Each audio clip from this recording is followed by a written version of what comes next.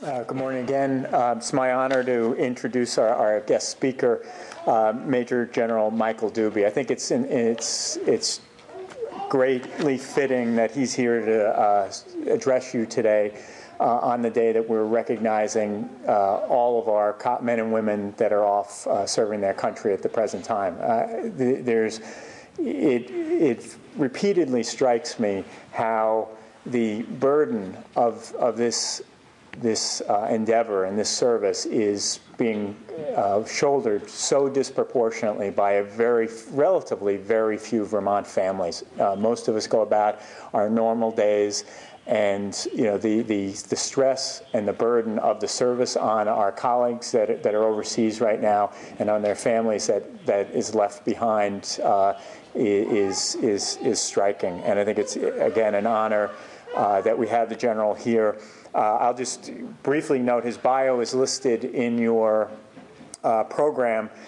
His service, his own service overseas, his competency as a pilot, command pilot, and his extensive responsibilities. He oversees one of the largest employers in the state of Vermont. I would presume is in the top half dozen employers in the state of Vermont. So so there's just the managerial challenge of running a large organization with a lot of money and a lot of staff, and as was noted in the news today, a burden and they've been very successful at this, of both retaining and recruiting new members to keep fully staffed, and they seem to be doing an extraordinary job.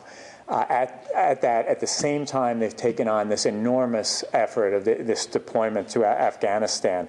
I would say, on a personal note, the general comes from a family. There's a lot of similarities with one other family member, at least one other family member, in terms of a tremendous service to our state and to our country.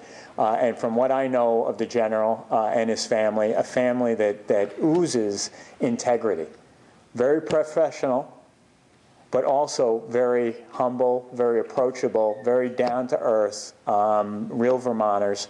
And it's just a real pleasure and honor to have him here to address us today. General.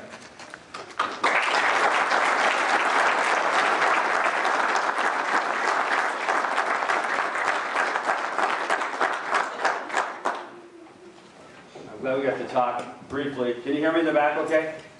Glad we got to talk briefly out there. I think in light of some of the things that were said, I'm just going to tell you a quick story, and maybe the story has some leadership lessons that you can use. And I would argue that some of the leadership lessons are not just for our new corrections officers, but maybe for all of us. And I don't have all the answers, but I've learned a couple of lessons. We have 1,500 Vermonters in Afghanistan. We just sent 45 yesterday off to training to go to Saudi Arabia. We announced 2 days ago we have another 70, or about 70, going to Iraq with our helicopters. So we have a lot of people that are going, and as the Commissioner mentioned, a lot of Vermont families are affected. And we could not operate under this very stressful time unless we really relied on some core values. And so when I came in and I read your honesty, consistency, and respect, I said this team is already on the way to success because they chose for the class motto, honesty, consistency, and respect. And I couldn't pick a better mantra or better core values for your class. And what I hope you do is you take those core values and you continue after graduation now. So personally and professionally, you always think about honesty, consistency, and respect. And I'm talking about dealing with your family, dealing with your neighbors, and dealing with your coworkers, and dealing with our men and women that are incarcerated. Because if you can deal with them with consistency, honesty, and respect, we all will be better served. Because like the military, you represent us. And when in the hallway I said I was going to mention something else to you, and this is what I was going to mention. You represent us.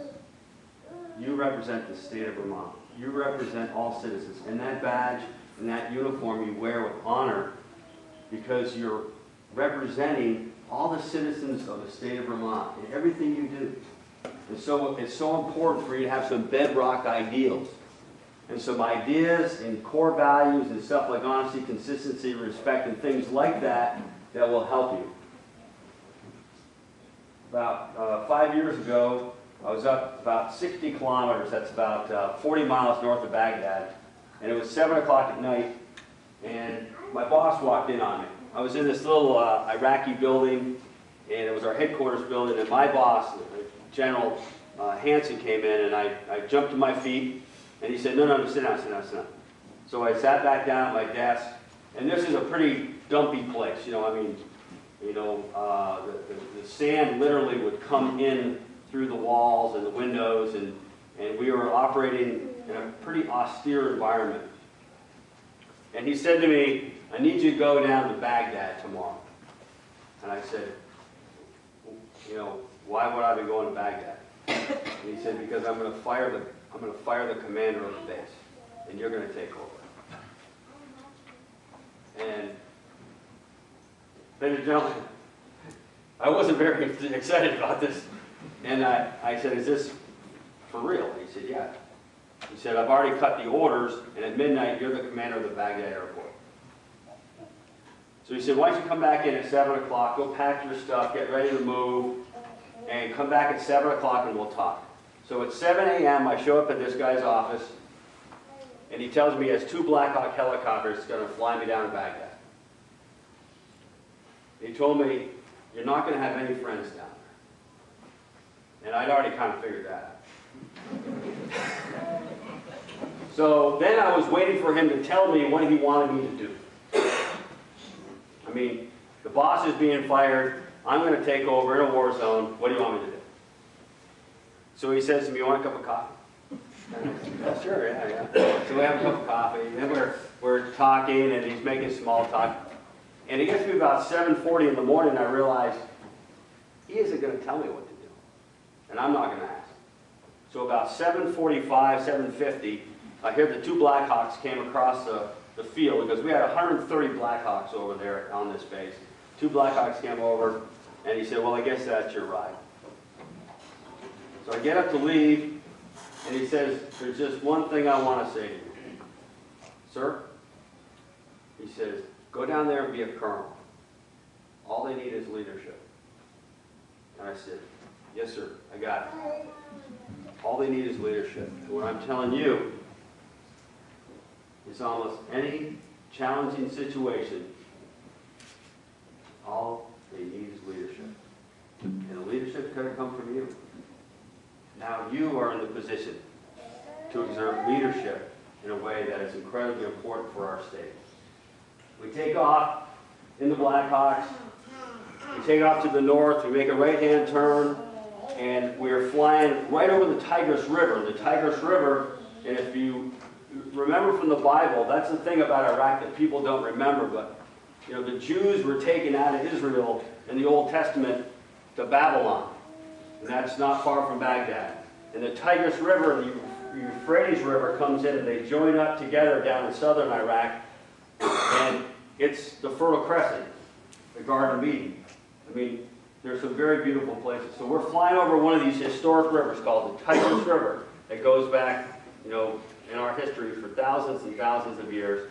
It was 8 o'clock in the morning. It was about 90 degrees, maybe 95 degrees already, and the mist was coming off the river. And I'll tell you, it was the most peaceful, beautiful sight I've ever seen. And I distinctly remember, I was by myself in the back of a Blackhawk with the doors open, flying down the river, and I distinctly remembering, I should be scared.